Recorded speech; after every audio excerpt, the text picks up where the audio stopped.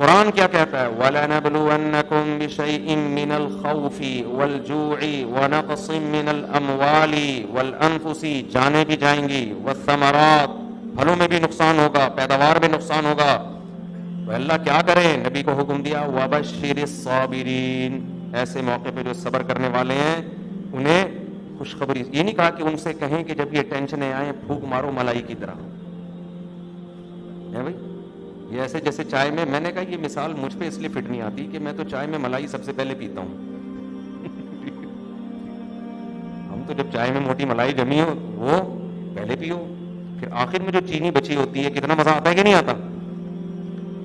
چینی ویسے کھائی نہیں جاتی کبھی بھی، لیکن چائے کے آخر میں جو چینی کے چند ذرات ہوتے ہیں نا وہ بڑا مزہ آتا ہے کھانے پینے میں. چائے بھی پیو اور وہ چینی کے آخر میں، پتہ نہیں مجھے آتا ہے، سب کو باقیوں کو نہیں پتا، سب کو ہی آتا ہے میرا خیال ہے. تو وَبَشِّرِ الصَّابِرِينَ، قرآن کہتا ہے صبر کرنے والوں کو آپ خوشخبری سنا دیں. اے اللہ صبر کی ڈیفینیشن کیا ہے؟ کیا مطلب؟ ہمیں رونا آ رہا ہے، ٹینشن ہو رہی ہے، نیند اڑ گئی، تو کیا یہ صبر نہیں ہے؟ اللہ نے اگلی آیت میں صبر کو ڈیفائن کر دیا کہ صبر کی ڈیفینیشن یہ، بس اتنا ہو جائے تو ہم صابرین میں شمار کر لیں. صبر کی ڈیفینیشن کیا ہے؟ یہ نہیں ہے کہ رونا نہ آئے، وہ تو غم میں رونا بھی آتا ہے، بعض دفعہ نیند بھی اڑ جاتی ہے انسان کی. فرمایا الذین اذا اصابتہم مصیبہ، جب انہیں کوئی مصیبت پہنچتی ہے، قالوا، تو زبان سے کہتے ہیں، دل سے سوچنے کا بھی تذکرہ نہیں کیا کیونکہ وہ غیر اختیاری ہے. دل سے یہ سوچتے ہیں نا، زبان سے یہ کہتے ہیں کیونکہ دل کا سوچنا آپ کے اختیار میں نہیں ہے. بعض دفعہ آدمی دل میں نہیں سوچ رہا ہوتا، یہ نہیں سوچا جاتا اس سے، کہتا ہے اللہ یہ کیوں ہوا میرے ساتھ، یہ غیر اختیاری ہے. جیسے ہمارے نبی کی نواسی کا انتقال ہوا، آپ کی گود میں آپ کے آنکھ سے آنسو جاری ہو گئے، آپ نے فرمایا اے اللہ دل غمزدہ ہے لیکن زبان وہ کہے گی جس پہ تو راضی ہوگا. کنٹرول ہمارا دل پہ نہیں ہے، کنٹرول ہمارا کس پہ ہے؟ زبان پہ. زبان سے ہم اچھا جملہ کہیں گے، دل میں تو رونا آ رہا ہے وہ ہمارے اختیار میں نہیں ہے. تو اس لیے اللہ نے یہ نہیں کہا کہ صابرین انہیں کہتے ہیں جو دل میں یہ کرتے ہیں، نہ، زبان سے یہ کہتے ہیں. کیا کہتے ہیں؟ انا للہ، ہم کس کے غلام ہیں؟ اللہ کے. غلام پر اپنی مرضی نہیں چلتی. جو لبرل لوگ ہیں نا وہ سمجھتے ہیں یہ زمین ہمارے باپ کی ہے. وہ کیا سمجھتے ہیں؟ جو مذہب کو نہیں مانتا نا وہ سمجھتا ہے یہ زمین ہمارے باپ کی زمین. یہ پراٹھے جو ہم کھا رہے ہیں ہمارے باپ کے پراٹھے، یہ جو ہماری صحت ہے یہ ہمارے باپ کی صحت ہے. باپ سے مراد ہماری اپنی. جب کسی کی کوئی چیز ہوتی ہے تو اس کو اس کے باپ سے تعبیر کیا جاتا ہے. تیرے باپ کی سائیکل ہے جو ایسے چلا رہا ہے، کہہ رہے ہوتے ہیں نا لوگ، ابے تیرے باپ کی گاڑی ہے جو اس طرح سے چلا رہا ہے. تو مطلب اپنی گاڑی کو بھی باپ کی گاڑی سے تعبیر کیا جاتا ہے. تو وہ یہ سمجھتے ہیں یہ زمین ہمارے باپ کی ہے، تبھی تو اپنی مرضی سے کھاتے ہیں، نہ حلال کی فکر نہ حرام کی. حلال حرام کا فرق ان کی ڈکشنری میں نہیں. آپ ان کو بولو سود حرام ہے، ارے کیا مولویوں کے مسئلے ہیں یار، پیسے کماؤ. کیا مطلب؟ وہ کہتے ہیں ہم نجی زندگی میں کیا ہیں؟ آزاد. اس کا مطلب یہ زندگی ہمارے باپ کی، یہ پیسہ ہمارے باپ کا، اور یہ صحت ہمارے باپ کی، سب کچھ ہمارے باپ کا ہے، تو ہماری مرضی جیسے زندگی گزارے. لیکن جو خدا کو ماننے والے ہیں وہ کہتے ہیں ہمارا کچھ بھی بولو نہیں، ایک چیز بھی ہماری نہیں. سر کے بال سے پاؤں کے ناخن تک ہم پہ ہماری مرضی نہیں چلے گی. کیوں؟ اور عقل کا بھی یہی تقاضا ہے. بھائی وہ آسمان سے بارشیں برسانا چھوڑ دے، 2 منٹ میں ہمیں ہماری اوقات پتہ چل جائے گی. وہ وبائیں بھیج کے مار دے، ان یشاء یذھبکم ویأتی بخلق جدید.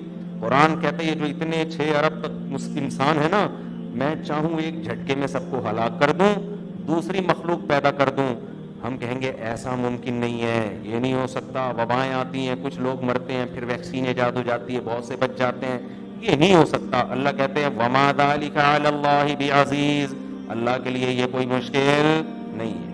اللہ چاہے تو کر دے گا. تم اللہ کی نظر میں تمہاری اتنی ویلیو نہیں ہے جتنی تم نے سمجھ لی ہے. 2 منٹ لگیں گے، تمہاری اوقات تمہیں پتہ چل جائے گی. اور بڑے بڑے لوگ فنٹر کیسے زمین پہ گرتے ہیں، موت ان کو پچھاڑتی ہے.